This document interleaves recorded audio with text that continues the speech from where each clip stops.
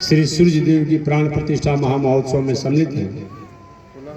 आपके मन में बार बार प्रश्न बना ही रहता है कि जब सूर्य देव प्रत्यक्ष है, चारों तरफ उनकी प्रभा है, आखिर मंदिर और मूर्ति की आवश्यकता क्यों? एक बार आपका प्रश्न नहीं है, आस्तिक दर्शन और नास्तिक दर्शन दोनों यह बात कहता है। भगवान की सत्ता हर जगह है, देवी देवताओं की सत्ता हर जगह है, चाहे भगवती जी हो, शंकर जी हो, सूर्य देव हो, गणेश हो, भगवान नारायण हो, राम हो, कृष्ण हो, इनकी सत्ता जब हर जगह है, फिर आखिर मंदिर और मूर्ति क्यों? कभी इस पर आपने विचार किया ऐसा क्यों होना चाहिए? वायु की सत्ता हर जगह है। पुनः प्रश्न कर रहा हूं, प्रश्नों का उत्तर भी मैं ही दे रहा हूं। वायु की सत्ता हर जगह है। आपको अपने गाड़ी में, टीवी में, टायर में और किसी उपकरण में हवा की आवश्यकता है, तो क्या व्यापक वायु जो चारों तरफ दुनिया में है उससे काम चला लेंगे? कहीं पर गाड़ी पंचर हो गया, हवा कम है, आप किसी दुकान में, भाई थोड़ा सा हमारे गाड़ी में टायर में हवा कम है, वो कह रहे भाई पूरी दुनिया में हवा है, हवा हमसे क्या कह रहे हो? क्या आपकी गाड़ी में हवा टायर में हो जाएगा? नहीं होगा। इतना ही नहीं, हमारे आपके शरीर में भी जल तत्व है। हमारे आपके शरीर में जल तत्व है, जहाँ आप बैठे हैं उसमें भी जल तत्व है, जमीन में नीचे है। किसी को प्यास लगा हो या किसी को हमको पानी पिलाइए, कि हमसे क्या पानी मांगते हो? तुम्हारे शरीर में जल तत्व है, बात ठीक नहीं है। प्यास बुझेगी? जमीन में जहाँ खड़े वहाँ जल है, लेकिन जब तक बोरिंग नहीं किया जाएगा, पोखरा नहीं खाना जाएगा, नल कल नहीं होंगे, क्या प्यास बुझेगी? नहीं बुझेगी। अग्नि की सत्ता हर जगह है, बांस में, बल्ली में, लोहा में, सब जगह है। और किसी को कोई आवश्यकता पड़े भोजन इत्यादि और किसी कामों के लिए, तो क्या वो सत्ता से काम चलेगा? जब तक से घर्षण नहीं होगा या अग्नि के जो उपकरण का प्रयोग नहीं किया जाएगा, तब तक से अग्नि द्वारा हम अपने भोजन या कोई आवश्यकता के कार्य नहीं कर पाते हैं। ठीक वही बात है, ईश्वर और देवी देवताओं की सत्ता हर जगह दुनिया में है, लेकिन देवी देवताओं तक पहुंचना, उनको प्राप्त करना, उनकी बातों को समझना हमारे बस की बात नहीं है। इसलिए उनके एक मंदिर और मूर्ति के रूप में बना करके हम उनका आयोजन करते हैं, आराधना करते हैं, पूजन करते हैं। जब दुनिया के संसारी कार्यों को प्रत्यक्ष आपके सामने वह देवी देवता हैं, या जो ग्रह के रूप में आप जानते हैं सूर्य को इत्यादि को, और अग्नि इत्यादि को आप जानते हैं, वायु को जानते हैं, फिर भी आपको अलग से उपकरण की आवश्यकता पड़ती है, मशीन की आवश्यकता पड़ती है, और उसके जानकार व्यक्ति की आवश्यकता पड़ती है। उसमें भी वायु की सत्ता हो, हवा भरने वाला टीवी में, टायर में अच्छा भी न हो, हवा नहीं हो पाएगा। तो जानकार भी चाहिए।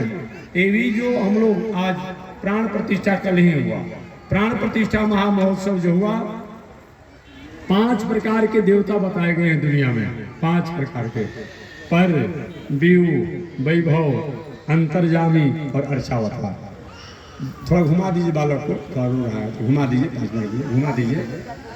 5 प्रकार के देवता होते हैं, परम ब्रह्म परमात्मा, पर, व्यू, वैभव। तो पर कौन है? जो पूरे दुनिया में जो है वो परम ब्रह्म परमात्मा है, जो वैकुंठ में रहने वाले हैं, सूर्य लोक में रहने वाले सूर्य देव।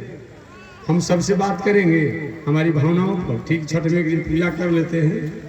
एक परम ब्रह्म है, जैसे वैकुंठ में रहने वाले भगवान जो है, कैलाश में रहने वाले शंकर जो है, सबके काम की चीज है? नहीं है, तो जरूर, लेकिन सबके काम की चीज नहीं है।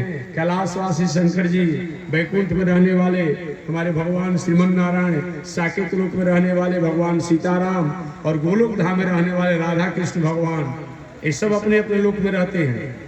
भगवान श्री राम कृष्ण या और भी जो भगवान हैं, इस संसार में आते हैं और कार्य करके चले जाते हैं। अभी यहाँ पर आयोजन हो रहा है, हम हजारों की संख्या में जुटे हुए हैं।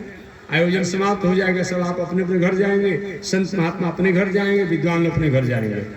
भगवान ईश्वर देवता भी इस संसार में आते हैं और संसार के प्राणियों का उद्धार करके अपने धाम में चले जाते हैं, अपने लोक में चले जाते हैं। सही माने में उनका धाम भगवान श्री राम का धाम साकेत लोक है, भगवान श्री कृष्ण का धाम जो है गोलोक धाम है, हमारे भगवान श्रीमन नारायण वैकुंठ का वैकुंठ लोक धाम है। सबका अलग अलग धाम है।